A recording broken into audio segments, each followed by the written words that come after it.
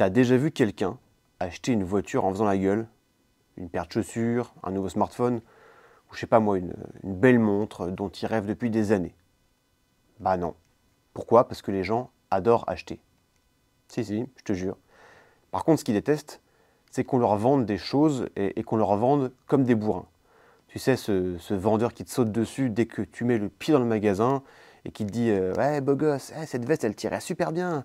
Allez, vas-y, rien que pour toi aujourd'hui, je te fais moins 30%.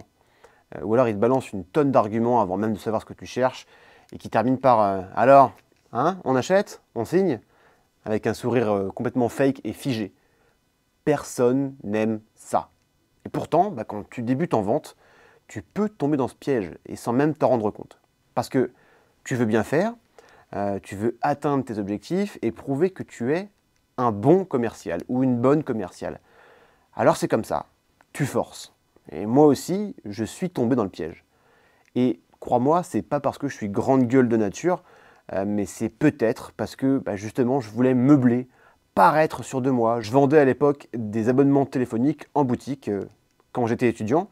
Et un jour, un client rentre, l'air curieux.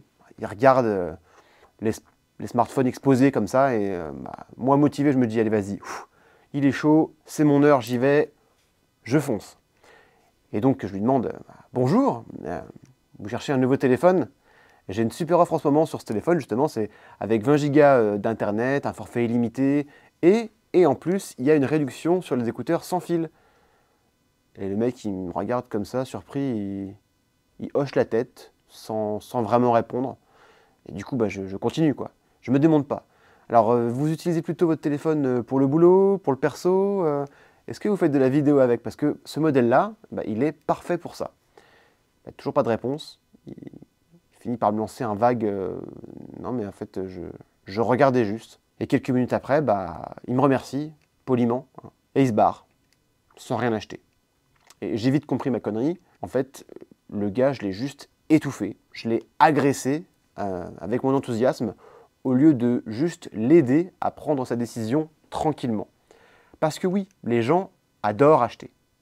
Mais ils détestent qu'on les pousse à acheter quelque chose. C'est paradoxal, hein.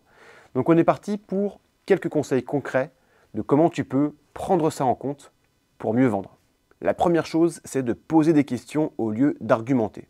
Parce qu'un bon vendeur, c'est pas celui qui parle le plus, justement. C'est celui qui écoute le mieux, ou qui fait parler le mieux. Donc, plutôt que de balancer une offre dès la première minute,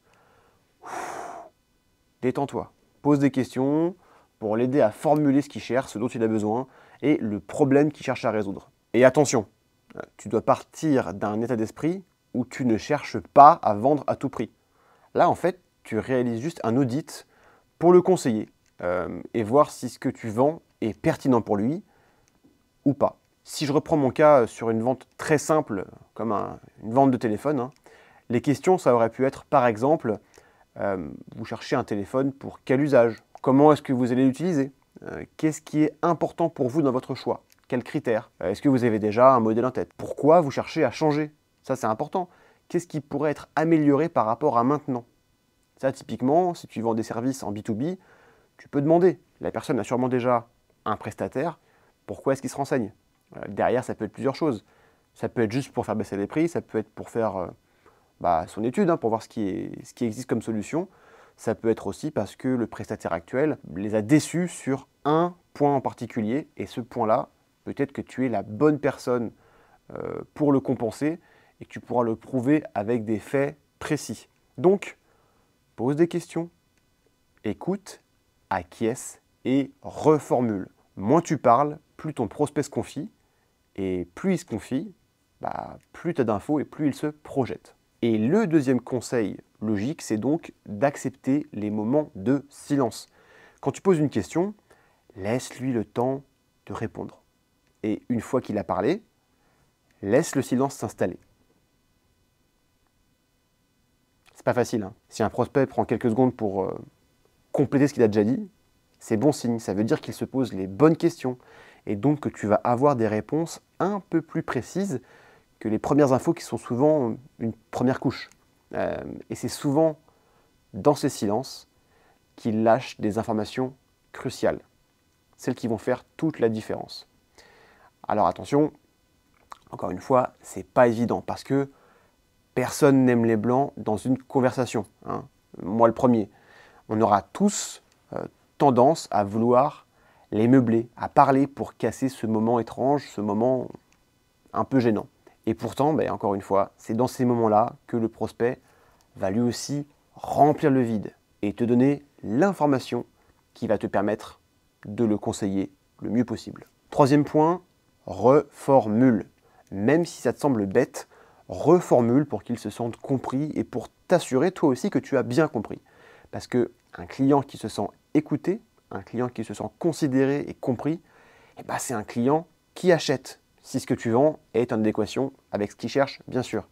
Et si un prospect te donne une information, reformule-la avec tes mots et de manière très simple. Il voit que tu l'écoutes sincèrement et c'est là que tu gagnes sa confiance. Quatrième conseil, je dirais d'être patient. Sois patient, une vente ne se joue pas en une seule interaction. Parce qu'il y a beaucoup de commerciaux juniors qui font l'erreur de vouloir conclure dès le premier échange. Mais en B2B, surtout, parce que c'est ce que moi je connais le mieux, la décision d'achat, elle prend souvent du temps. Ça peut être des ventes plus ou moins complexes. La personne que tu as en face, ton prospect, c'est peut-être pas le seul décideur. Il a sûrement plein d'autres paramètres à prendre en compte de son côté. Donc s'il a besoin de réfléchir, ne mets pas la pression. C'est juste contre-productif en fait. Le cinquième conseil, c'est un conseil transverse qui s'applique à toutes les couches de conseils que je t'ai donné, c'est de ne pas chercher à vendre à tout prix. Je l'ai mentionné avant, mais si tu sens que le prospect n'est pas qualifié pour ton offre, dis-lui. Il faut que tu sois apaisé et serein avec le fait que tes produits et tes services ne sont pas faits pour tout le monde. Il faut être serein avec le fait que même si c'est lui qui a le pouvoir d'acheter ou pas, tu n'es pas obligé de lui vendre en fait. C'est une relation double qui doit être équilibrée. Et parfois, quand tu sens que vendre n'aide pas vraiment le prospect, il vaut mieux lui dire et lui expliquer pourquoi, plutôt que de t'embarquer sur une vente qui va faire capoter la relation et où quelques mois plus tard, le prospect sera frustré. Si tu refuses la vente en lui expliquant pourquoi, il l'appréciera. Et le jour où ça aura du sens pour lui, il va revenir vers toi probablement. Et il se rappellera que tu n'as pas été un vendeur bourrin, mais tu es quelqu'un de confiance qui a su le conseiller sincèrement, quitte à perdre la vente. Par contre, attention, l'idée n'est pas de fuir la vente. Essaie de comprendre sur quel point il a besoin de réfléchir si c'est le cas. Est-ce que tu as raté une info ? Est-ce qu'il a un doute sur tes produits ou tes services ? Si ton prospect te dit « je dois y réfléchir », au lieu de paniquer, prépare un suivi intelligent en fonction de ce qui lui manque à ce stade.